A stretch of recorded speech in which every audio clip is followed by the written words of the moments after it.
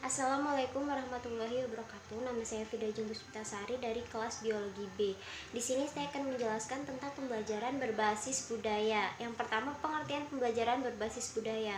Belajar merupakan salah satu proses satu kesatuan yang utuh dan menyeluruh dari beragam perwujudan yang dihasilkan dan atau berlaku dalam suatu komunitas. Mata pelajaran yang disuguhkan dalam kurikulum dan diajarkan kepada siswa di kelas sebagai pola pikir ilmiah merupakan salah satu perwujudan budaya sebagai bagian dari budaya. Bahkan Gray menyatakan bahwa kemajuan teknologi dan ilmu pengetahuan mencerminkan pencapaian upaya manusia pada saat tertentu yang berbasis pada saat itu. Kedua, proses pembudayaan. Proses pembudayaan terjadi dalam bentuk pewarisan tradisi budaya dari satu generasi kepada generasi berikutnya dan adopsi tradisi budaya oleh yang belum mengetahui budaya tersebut. Warisan tradisi budaya dikenal sebagai proses enkulturasi atau enculturation, sedangkan adopsi tradisi budaya dikenal sebagai proses akulturasi atau acculturation.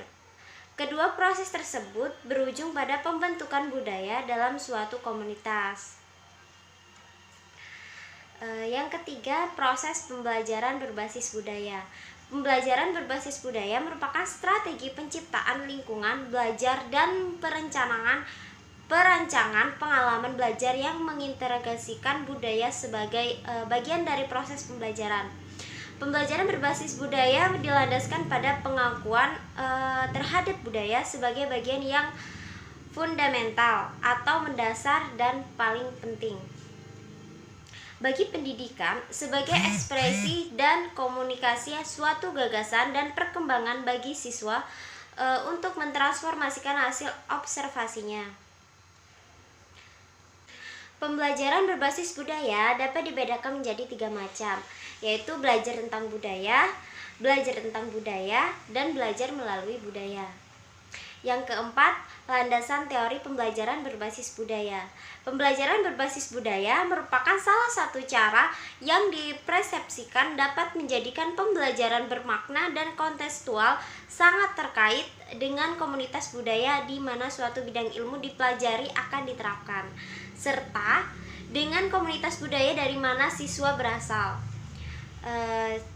Selanjutnya, menjadikan pembelajaran menarik dan menyenangkan. 5. Kebermaknaan dan proses pembelajaran. Proses pembelajaran berbasis budaya yang bertujuan untuk menciptakan arti bersifat dengan dinamis. Proses tersebut memberikan kesempatan kepada siswa untuk mengemukakan berbagai rasa keingintahuannya, terlibat dalam proses analisis dan eksplorasi yang kreatif untuk mencari jawaban, serta terlibat dalam proses pengambilan kesimpulan yang unik. Dengan demikian, proses pembelajaran berbasis budaya sama sekali tidak mungkin bersifat statis, di mana siswa pasif mendengarkan. Yang keenam, penilaian hasil belajar. Penilaian hasil belajar tidak semata-mata diperoleh dari siswa dengan mengerjakan tes akhir atau tes hasil belajar yang berbentuk uraian. Konsep penilaian hasil belajar dalam pembelajaran berbasis budaya adalah beragam perwujudan. Hal ini berarti belajar siswa dinilai melalui beragam cara dan perwujudannya.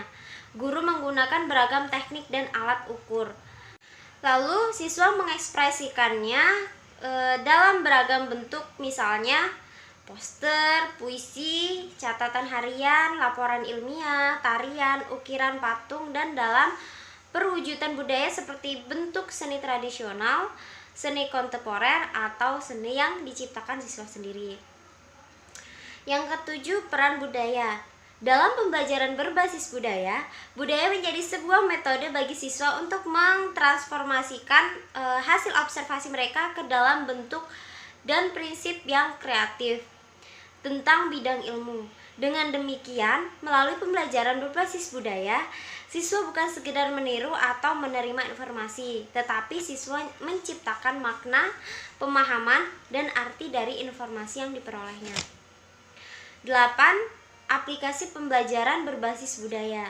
Berdasarkan pada keunggulannya, untuk mempelajarkan siswa tentang bidang studi atau bidang ilmu bersamaan dengan pembelajaran tentang budaya dari komunitasnya, pembelajaran berbasis budaya menjadi cukup populer di berbagai negara. Contohnya, pembelajaran berbasis budaya relatif cukup banyak baik dari dalam negeri maupun dari luar negeri. Baik, sekian materi yang dapat saya sampaikan. Saya akhiri, wassalamualaikum warahmatullahi wabarakatuh.